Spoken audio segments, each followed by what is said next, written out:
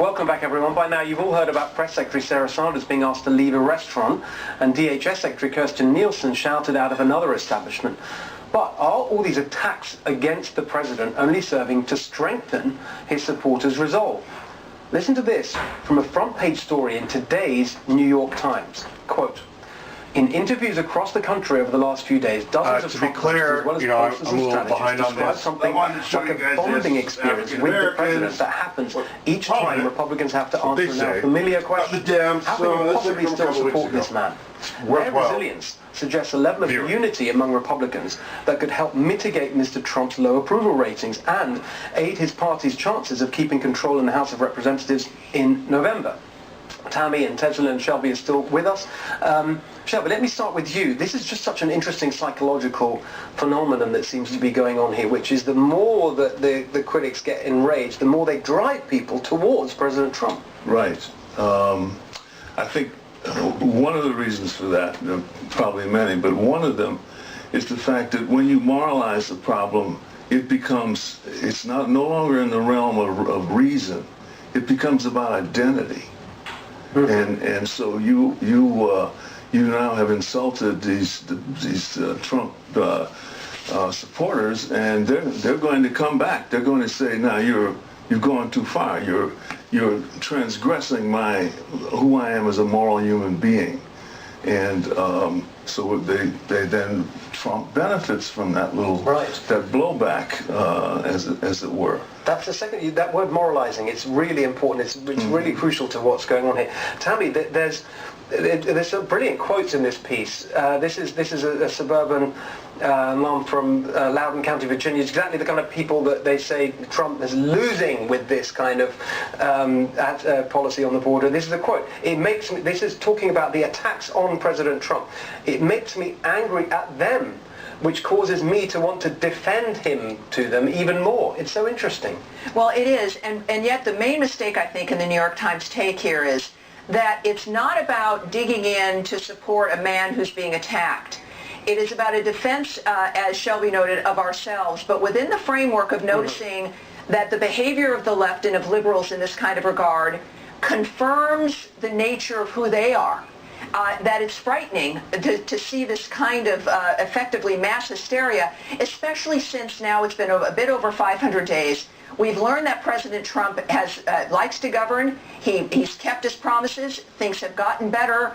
That he's doing what we wanted him to do as a businessman. He is definitely a disruptor, and yet things are better. Wages are higher. People have more money in their paychecks. Unemployment at the historic lows for everyone across the board. So when you see this madness, if you will, also Pam Biondi in Florida was chased out of a movie theater. You see this dangerous kind of framework. And about a year ago, by the way, Steve, is when that guy tried to kill 23 Republicans at the baseball field.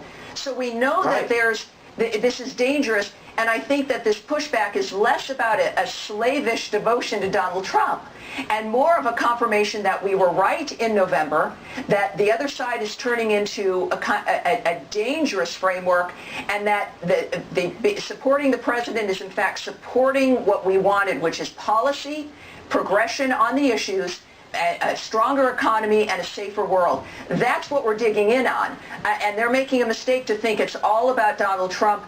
It's also beyond his supporters. This is pushing people up in purple counties to support the president.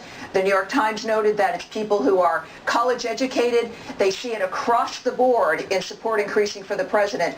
So Americans in general do not like what they're seeing, and I think Democrats would do very well in realizing that it's not Trump's fault, it's their behavior that Americans are rejecting.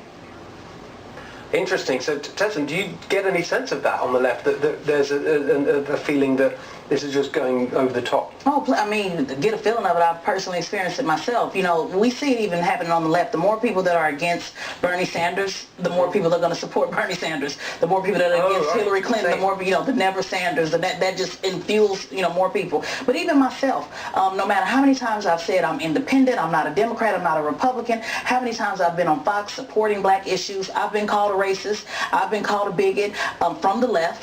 Clients have been asked to detach themselves from from me.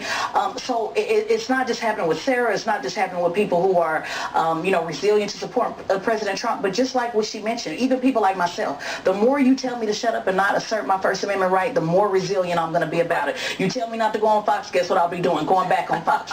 So you will see this. You will see this type of behavior continue, because it is about people trying to take away people's right to have freedom of speech, to have different opinions, to have diverse opinions where we can all, disagree and agree on policies that make sense. And the more of that, the more hate, the more anger, the more frustration without actually hearing people's ideas, sitting down, side by side, hearing other Americans and how they feel, the more hate will be. And I really, to be honest with you, I don't know what that's going to turn into 2020. But even Barack Obama said being anti-Trump will not be enough. You will have to focus on policy if you want to see President Trump out of office. Tezlyn. Good for you. I went through that 30 years ago. When I began to write about race, and I began to question the orthodoxy of the civil rights movement and the way race was as an issue was evolving in American life. And myself and a few other people who've now been sort of permanently labeled black conservatives. As my friend Thomas Sowell says, if we have our yearly conference, we can have it at a phone booth. There weren't many of us. And we went through this. Just know that you're absolutely right. What's important for blacks, for America, is for you to be an individual. If you're going to just represent, the party line of the group, then the group doesn't grow, nobody benefits. So I'm really happy and proud to see you take that position, and your suffering will pass. No, I appreciate that. Go ahead. No, we've got to leave it there, but I just really appreciate the discussion. Thanks to both of you. Thank you. Republican.